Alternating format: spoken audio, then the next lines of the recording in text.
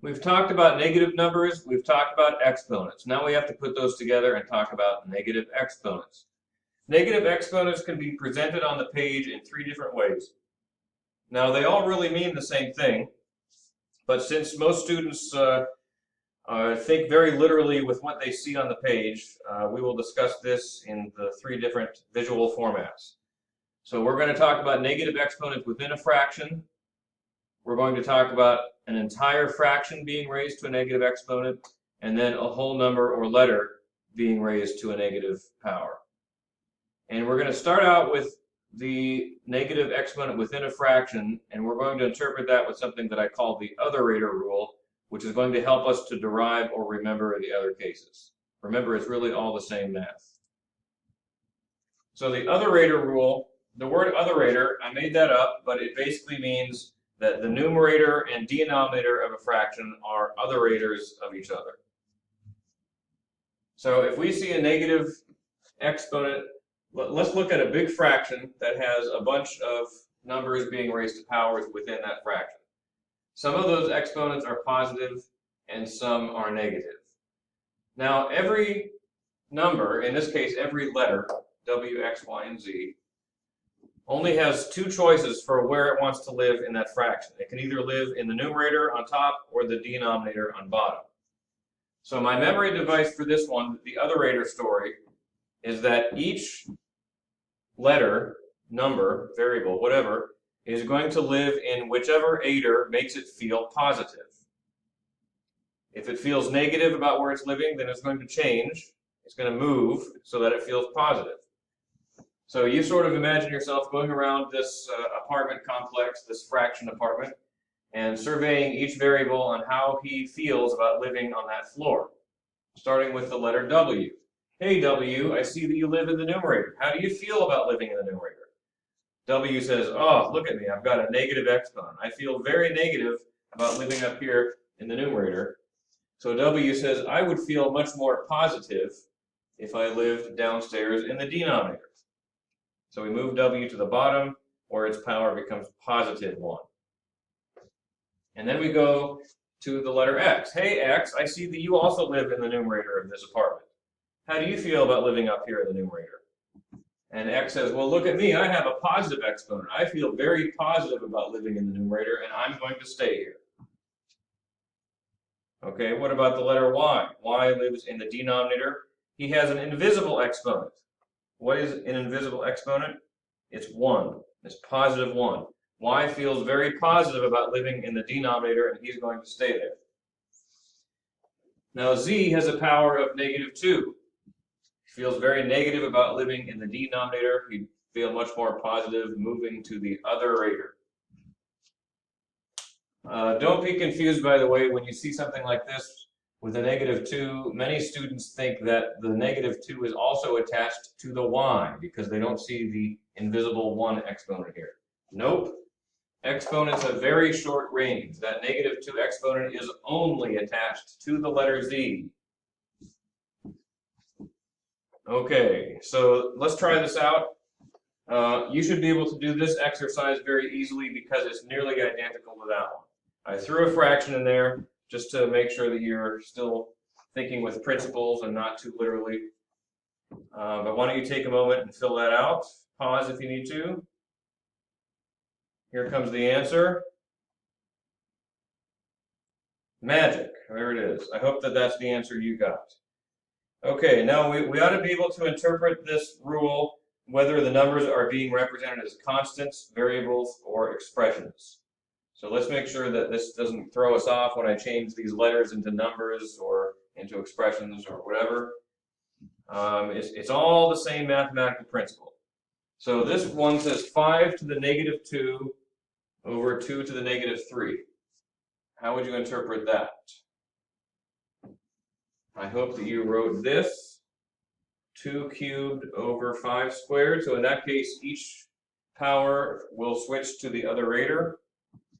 And in this case, I gave you constants, so you should be able to evaluate those as well.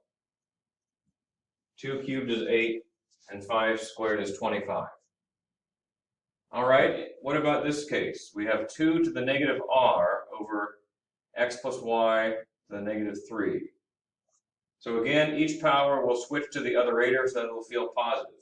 The x plus y cubed will come up here, and the 2 to the r will go down there.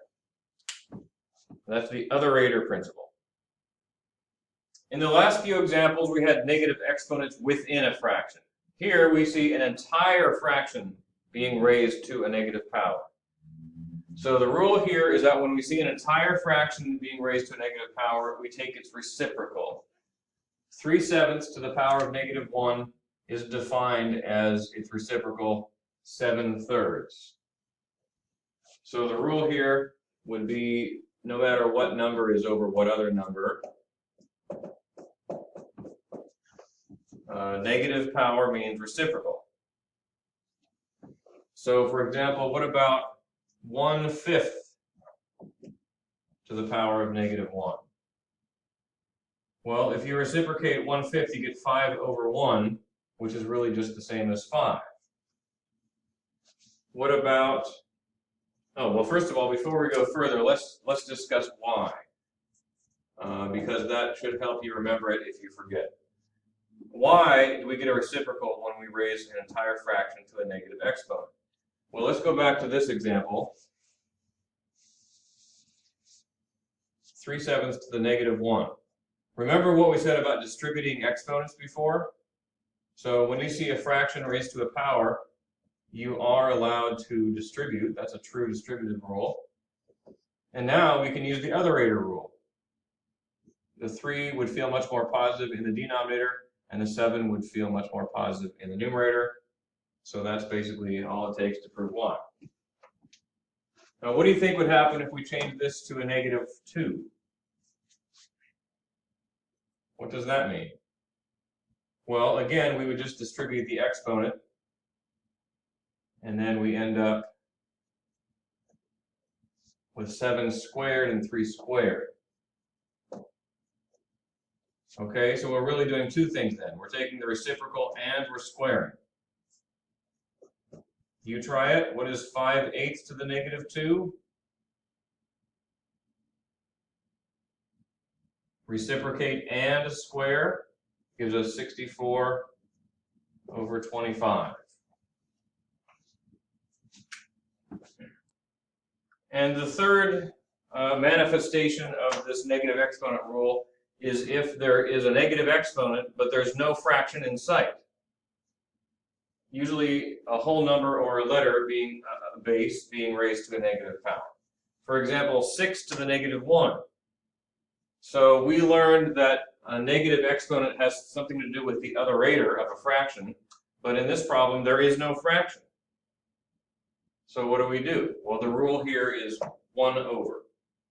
So when we see 6 to the power of negative 1, by this rule this just means 1/6. X to the negative 2, 1/x squared. Again, I think it's helpful to understand why. Why does that work? Because 6, doesn't 6 really just mean 6/1? So you can pretend there's a fraction there. And then, of course, we know that when you raise a whole fraction to a negative power, you reciprocate it.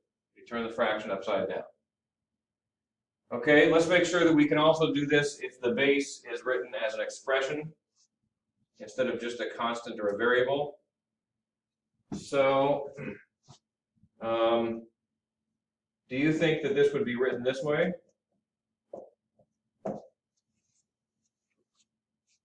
I hope you said no. That is a false distributive rule.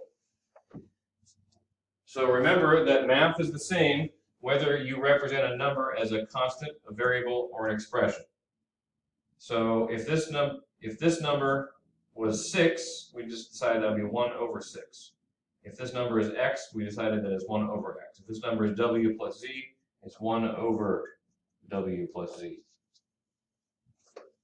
Same math, even though we wrote it as an expression. And there's no rule that says that you can distribute a negative exponent over a plus sign. Okay, part of your homework is going to be the quiz on the back of your handout. If you have questions about that quiz, bring them to class next week.